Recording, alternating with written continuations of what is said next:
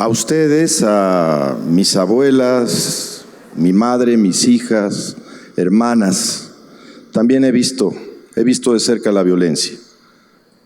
A ellas, a ustedes, a Mara Castillo y en ella a todas las mujeres que han perdido la vida, les quiero dedicar esta reflexión que durante varios días he hecho acerca de la violencia, relacionada con el lenguaje y con la toma de conciencia.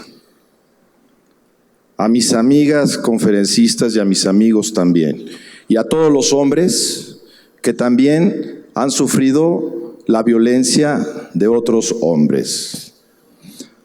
Me entenderán después por qué arranco con una frase latina. Qui recipitur ad modum recipientis recipitur. No es para lucir, sino para tratar de esclarecer. Lo que se recibe, y aquí voy a hacer algo de alquimia, se recibe al modo de quien lo recibe. Y si el recipitur es de este tamaño, pues se puede vaciar el agua. O si el recipitur es amplio, o si es un continente, se puede recibir abiertamente. Por lo tanto, lo que pueda decir es relativo, completamente relativo a su propia experiencia. Yo que sé lo que han vivido cada una de ustedes, pero sí he estado cerca de las mujeres, de mis amigas, pareja, y como ahora salió el hashtag de yo también, creo que es evidente que pocas mujeres escapan de la agresión y de la violencia. Por eso estas palabras especialmente van para ustedes.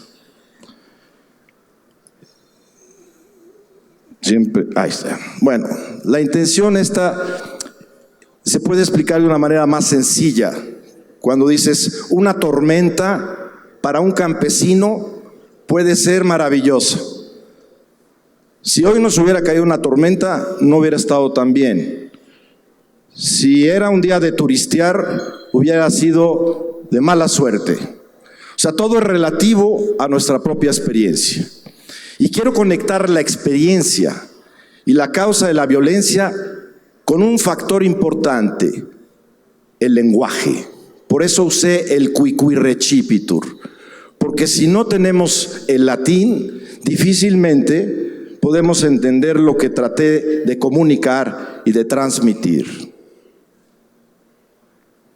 Es importante tomar conciencia de que el lenguaje lo tenemos que cuidar muchísimo más. Déjenme decirles algo. Perdonen que cuente una experiencia personal, pero a mí me determinó el lenguaje antes de nacer. Y no es porque sea esotérico. Mi mamá me contaba que ella tuvo eclampsia.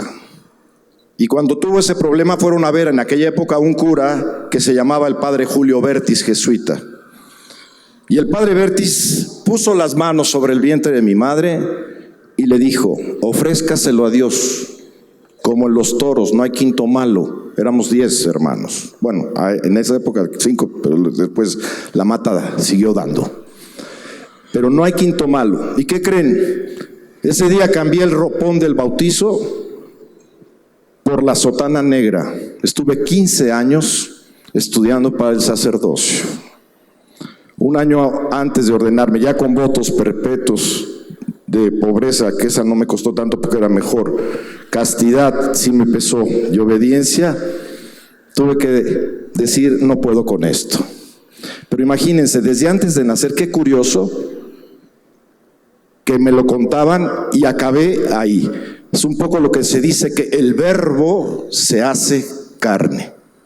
Y ese es el juego de palabras que quiero decir. ¿Qué es lo que crea la conciencia o la inconsciencia de alguien que es violento? Una mujer salía de terapia y su psicoanalista le dijo, la próxima semana vamos a trabajar con el inconsciente. Dice, ¿el inconsciente? Sí. Pues no creo que mi marido quiera venir. No quiero que mi marido quiera estar aquí. No. Y eso me recordó algo que hace poco un amigo me dijo, cuando veas a Jorge, me lo saludas. Le dije, soy yo. Cuando lo veas, está perdido. No. Está perdido en la actividad como caballo desbocado que ya no ve el rumbo, levantando tanto polvo, levantando tanta tierra.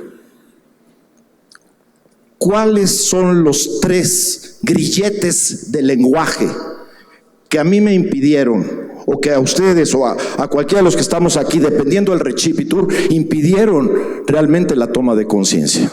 El primero es el lenguaje de la palabra en sí, la hermenéutica, el significado en sí de la palabra. ¿Y qué quiero decir con esto?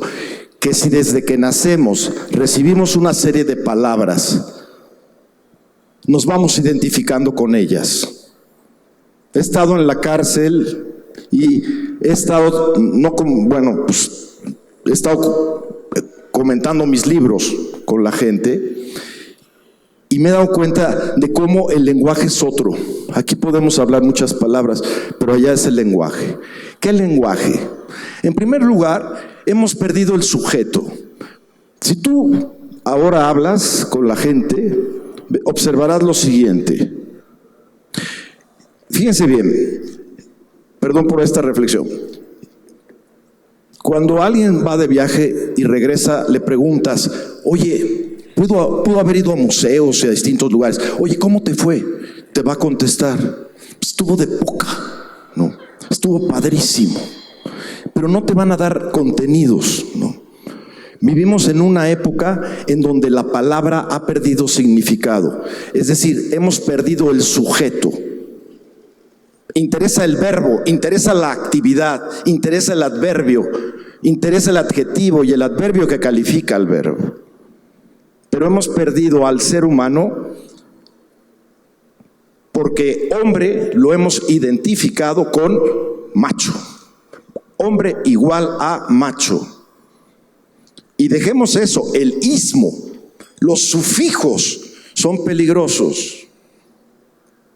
Pueden ser justificados, pero en cierta medida, capitalismo, nacionalismo, individualismo, totalitarismo, pueden dividir.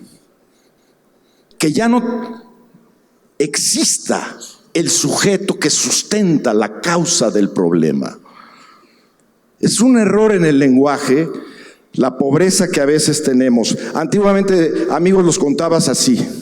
Ahora, en Facebook, 1500, 1300, 200, los que quieras. ¿Dónde está la empatía, la cercanía, la calidez, el contacto?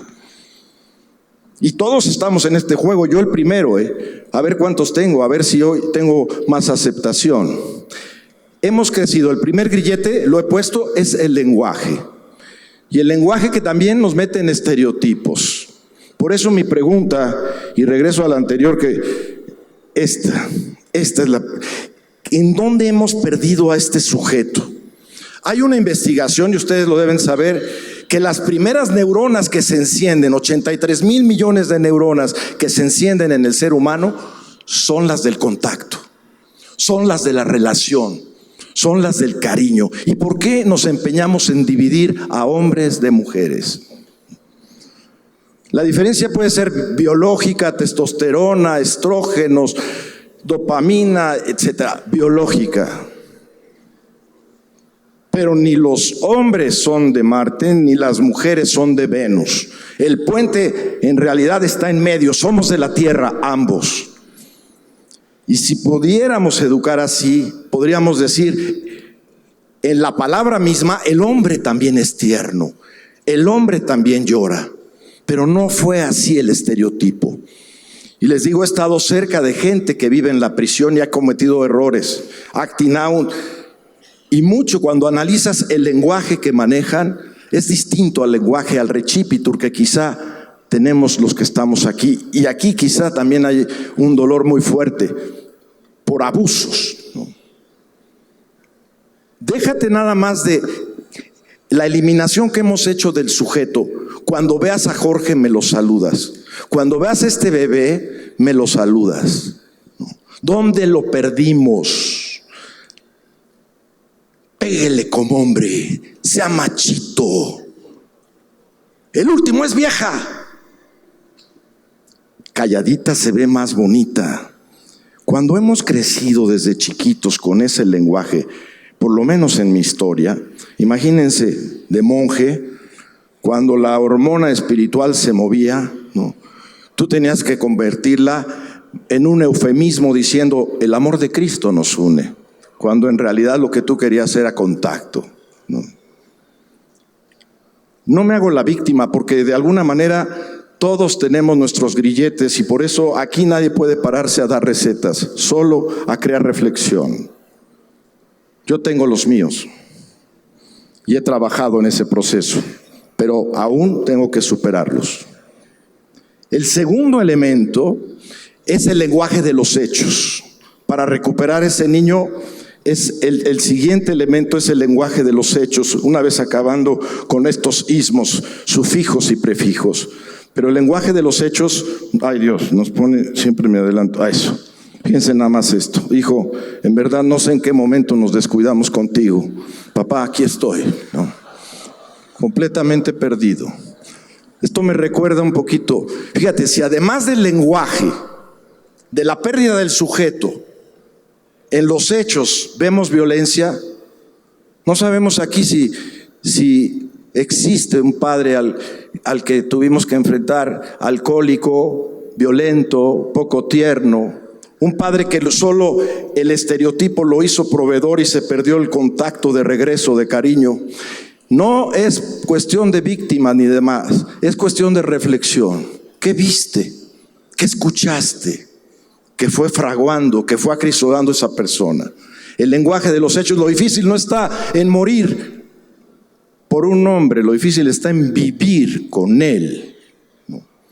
Yo, como decía aquel, ya no me digas que me amas tanto, por lo menos hazme una crepa de huitlacoche, ¿no? Ya de palabras, pero cuando el lenguaje es agresivo, cuando el lenguaje es nocivo, está lleno de groserías y violencia, qué difícil. Cuando lo haces idéntico al macho, qué difícil es de pronto la ternura. Qué difícil es que el hombre llore. Pero miren, trabajando con muchas organizaciones, me he dado cuenta que los hombres sí lloran. Que lo que hay que regresar, y esta revolución que se inició y que reconozco y valoro de la mujer, claro que la reconozco, y voy así por el tercer grillete. Pero esto me recuerda un poco al pobre de Asís. El pobre de Asís tenía una especie de Quijote que era el hermano León, y cuando el hermano León salía con él, el pobre de Asís le decía, vamos a predicar, hermano. Y entonces iban por una aldea y él era sencillo, saludaba a las plantas, a las personas con calidez, con suavidad. Y pasaron una aldea y otra aldea y al final el hermano León le dijo, ¿cuándo vamos a predicar? Y le dice, ya predicamos. Es el ejemplo. Y eso es lo que hemos visto. ¿Qué hemos visto en casa? De verdad, he visto llorar en el reclusorio norte, en las pláticas, los he visto llorar. Y dicen, es que yo crecí así. Por eso, si no tocamos el tema del sujeto y de la causa, difícilmente podemos aterrizar esto. Y el tercer grillete, ya el tiempo se me acabó, tiene que ver con las dobles mensajes de la sociedad hegemónica. Por ejemplo, en las instituciones. He trabajado con muchas empresas, he trabajado con ellas y déjenme contarles nada más un simple diagnóstico que viví con ellas. En una empresa farmacéutica no tenían para nada sillas, y cuando fui con el director de la empresa y le dije, oiga, ¿qué onda? ¿No tienen sillas? Y los baños parecen un cuchitril. Me dice, ¿qué quiere? ¿Que estén sentadas o que vayan y atiendan al público? Le dije, lo reto a que usted esté de pie durante 8 horas. No. Ese día se acabó el negocio y se acabó el proyecto con la empresa. Ya para cerrar, porque el tiempo se me ha terminado, si queremos cambiar, necesitamos cambiar nuestro lenguaje. Así me pasó a mí. Tuve que cambiar mi lenguaje a través de un proceso de psicoanálisis que, aunque mis hijos me dicen que la prueba de que el psicoanálisis no sirve es mi papá, finalmente hubo algunos cambios. Y el primer elemento fue la toma de conciencia. Y la toma de conciencia tiene que ver después con la influencia, ¿no? Y la influencia hizo distinta la vida de mis hijos. Mis hijos no fueron a escuelas de hombres y de mujeres. Todos convivieron juntos, como una sola persona. danzaban. La educación no fue del cuello hacia arriba, sino fue de los brazos, las manos, danzaban y tejían. Ese fue el cambio. Y hay que romper el círculo vicioso. Y el último elemento, que ya lo mencionaban, era, que ya el tiempo se me acabó, pero era la muerte, la cercanía con la muerte. Y acabamos de vivir una experiencia muy dolorosa en este país, en donde no había distinción de hombres y mujeres. Para mí el contacto con la muerte es clave para romper la diferencia, para romper esta dicotomía entre hombres y mujeres. Si no, hombres, mujeres, naciones, si no aprendemos a leer nuestra historia, estaremos destinados a repetirla. Y lo que se vio ahora en el terremoto fue, como flor de cempasúchil, a un grupo de hombres y mujeres con sus cascos naranjas y amarillos, rescatando vidas. Muchas gracias.